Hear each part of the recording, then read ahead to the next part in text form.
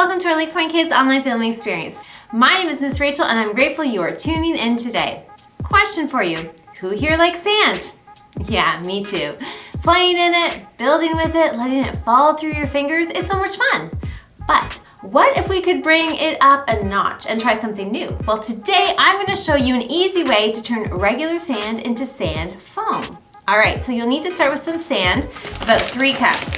So we're going to measure that out right now. Okay, whoops. 1,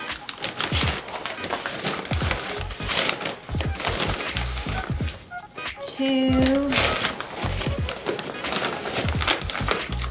3. All right, and you can just buy sand at any like hardware store, Canadian Tire, anything like that. And then you need some shaving cream. You need to shake it up really good. And then we're gonna squirt all the shaving cream into the sand and mix it all together. All right, here we go.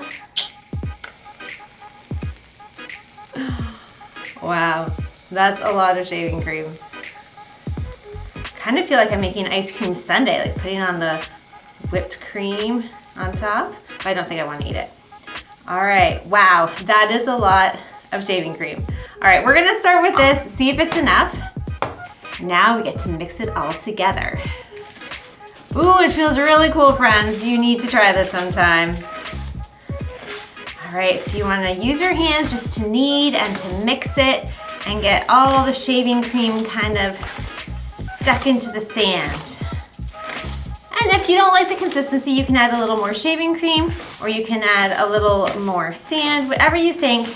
But it's usually about 250 milliliters of shaving cream and 3 cups of sand.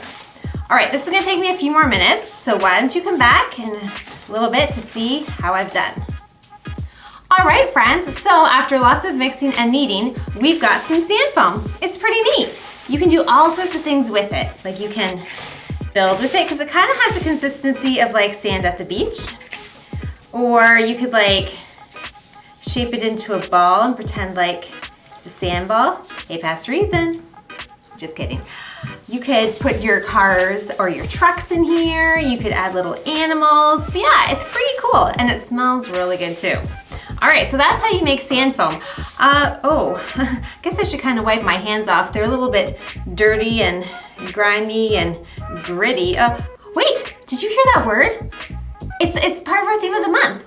No, not grimy, the other one. Gritty, yes. We've been talking about grit all this month. What is it again? Well, we describe it as this. Grit is refusing to give up when life gets hard. I'll count to 3 and we'll say it together. 1, 2, 3. Grit is refusing to give up when life gets hard.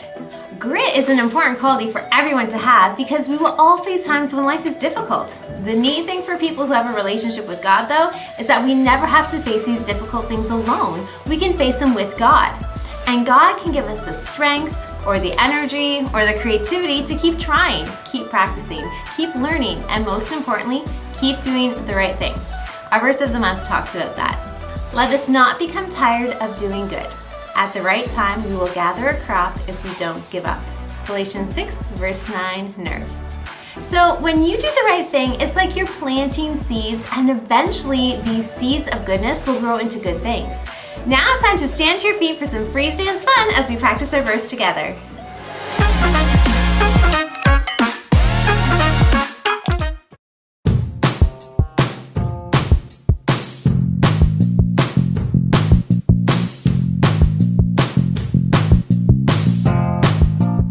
Let us not become tired of doing good. At the right time, we will gather a crop if we don't give up. Galatians 6, verse 9, nerve.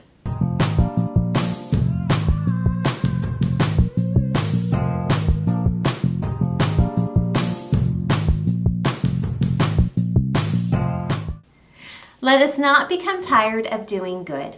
At the right time, we will gather a crop if we don't give up. Galatians 6, verse 9, nerve. Great work, you can grab a seat. So grit, what is it again? Well, grit is refusing to give up when life gets hard.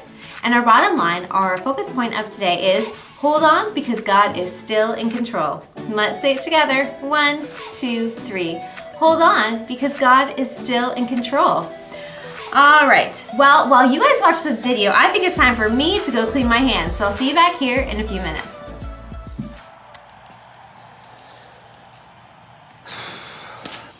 I don't know what to say. I really don't. I don't.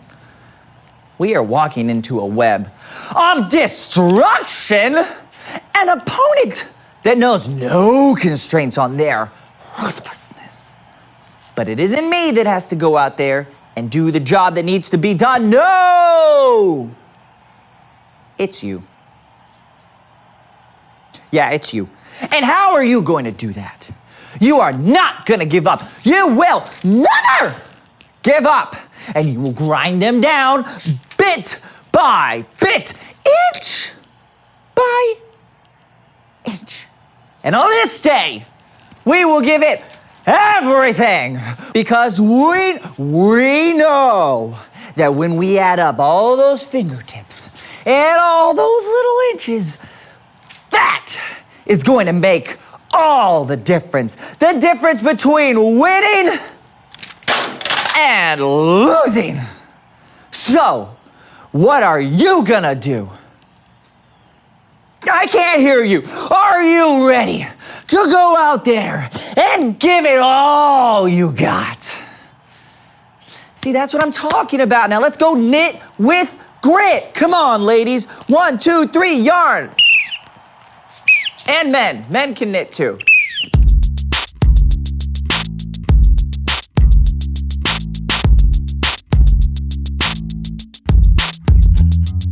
Hello everyone, I'm Brandon. And I'm Lawson. And welcome to the So-and-So Show. And what have we been talking about this month, Brandon? Grit.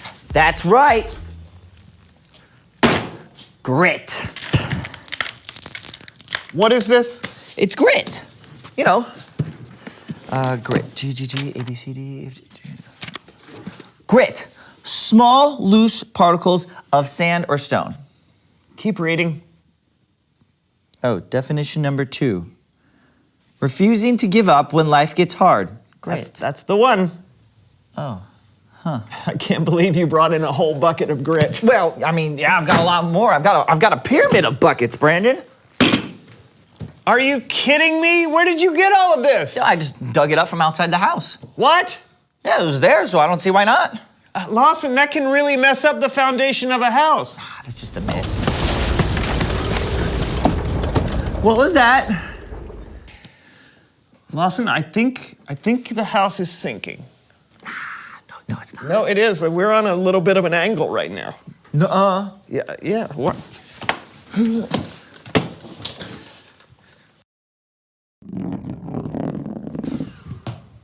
See? Huh. Well, I mean, you know, we have all this grit. We might as well do something with it. It's time to make grit castles.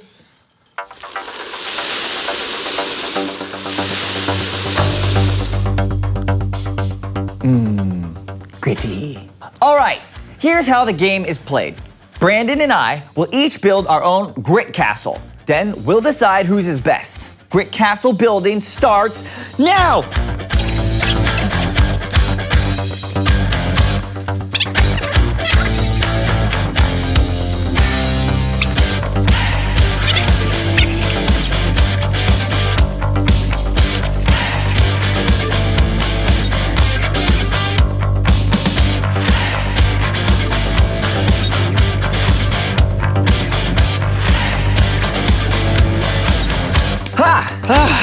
Not bad. Yeah, not bad at all. Yeah, you really stuck with it. Yeah, I did. Double grit. All right, who do you think won? On the count of 3, shout out your answers. Ready? 1, 2. My castle! No! No!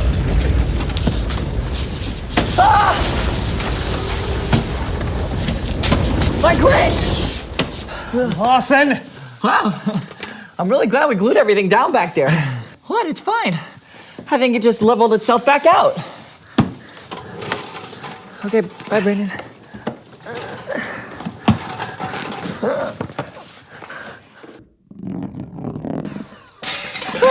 We have got to fix this.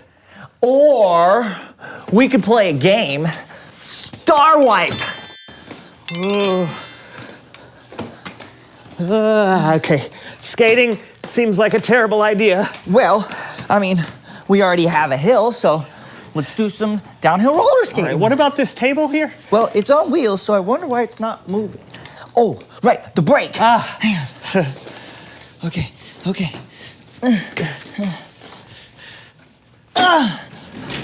Oh no!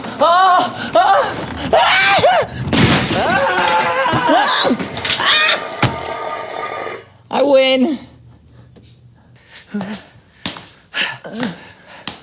Please welcome someone who knows stuff.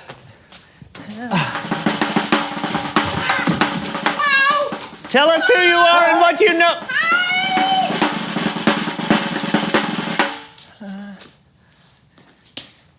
Guess we're not doing an interview today.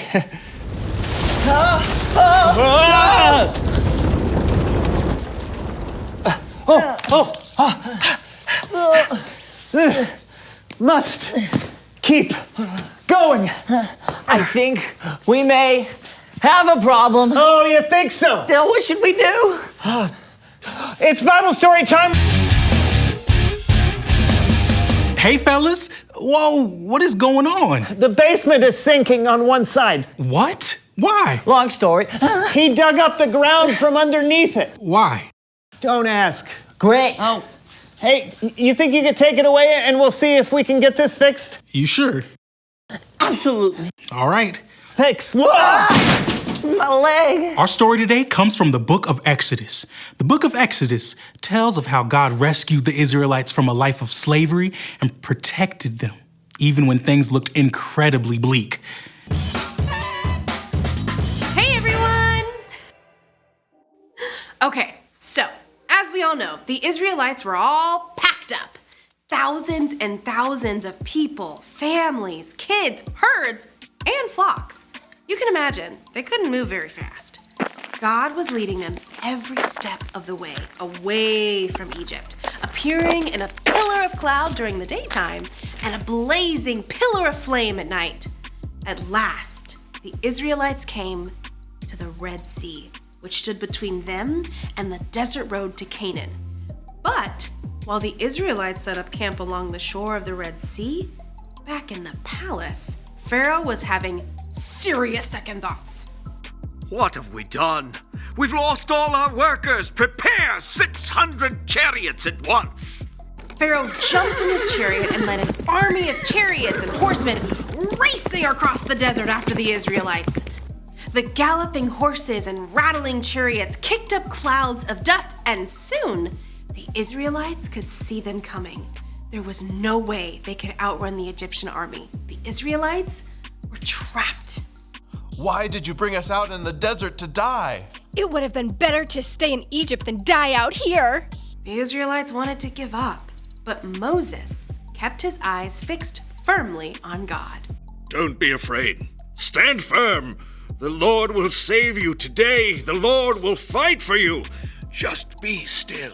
Right there, in a place that seemed like a trap, God spoke to Moses. Hold out your walking stick. Reach out your hand over the Red Sea to divide the water. Divide the water? Okay, that is not what water does. But God's presence in the pillar of cloud moved from the front of the Israelite caravan and stood behind them all night to block them from view of the Egyptians. Moses reached his hand over the sea. Through the night, God sent a strong wind to push back the waters. Soon, the Israelites faced a dry path right through the middle of the Red Sea. I mean, can you imagine what it must have felt like? You're at the edge of a vast sea, but straight ahead the water just splits. I mean, ginormous walls of water rise up on either side of the path before you. Sure, I mean, you want to escape the Egyptians, but if you walk along this path, the waters could fall on you. I mean, it must have taken every ounce of courage and grit they had. But the Israelites followed Moses along that path, straight through the heart of the sea. All night, those families hurried toward freedom. But the Egyptians gave chase. They followed the Israelites right into the Red Sea. The Israelites made it through, but the Egyptians were right behind them. God spoke to Moses again. Reach out your hand over the sea. As Moses reached out his hand, those walls of water began to crash down, and the sea rushed back into place, washing over the Egyptian horses and chariots.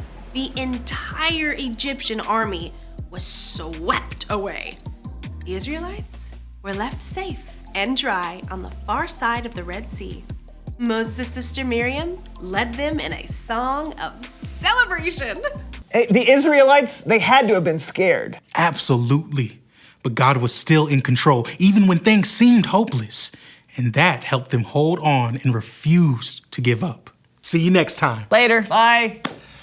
So today was a little wacky. I'll say. And it's hard to stay focused when it doesn't feel like everything is quite right. Yeah, we all have times in our life when things feel out of control. In fact, Reveal the question! what feels out of control? Maybe things feel out of control because you just moved and you haven't made new friends yet. Maybe you're not able to understand a subject in school, no matter how hard you study. Maybe your family is going through some tough stuff and it just doesn't feel like it's ever gonna change. Or maybe your house is sinking. Life can sometimes feel like it's out of control, but thankfully, we have friends and family and a God who loves us and has a plan to one day make things right. God is in control. Yeah, that's great to know. So, talk about it together. What feels out of control? We'll see you next time on The So-and-So Show. Oh, it's happening again. No, it's not. I can feel fine. I'm fine. You feel it was like I feel like nothing. a tremor all over. I'm immune to this. We're rocking back and forth. I think my internal gyroscope is so much better than yours. Bye.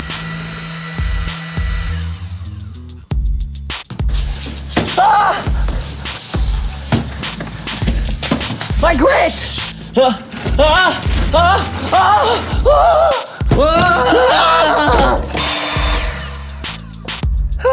We have got to fix this. Tell us who you are and what you know. Things must have seemed like they were crazy out of control for Moses and the Israelites, but God was with them. He gave them courage and grit, and he opened up a way for them to keep going. God can do the same for you. Now, you won't likely have to cross the Red Sea, but there will be things in life that are difficult. Having a relationship with God does not mean that things will always be easy and go how we want them to, but it does mean we can know God's in control, that he's with us, that he loves us, and that he will help us through it all. So don't give up, hang on, and show some grit because you've got someone you can depend on and trust in.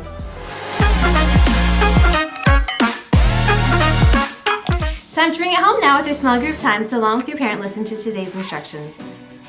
First, if you have access to sand, put some in a large container or on a cookie sheet. If not, use some flour instead. Then, in the sand or flour, build or draw your favorite scene from our story today. As you create it, tell your parents why it's your favorite part of the story and invite them to take a turn as well.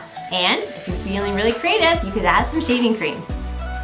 Now press pause, complete the activity, and then come back for the second set of instructions.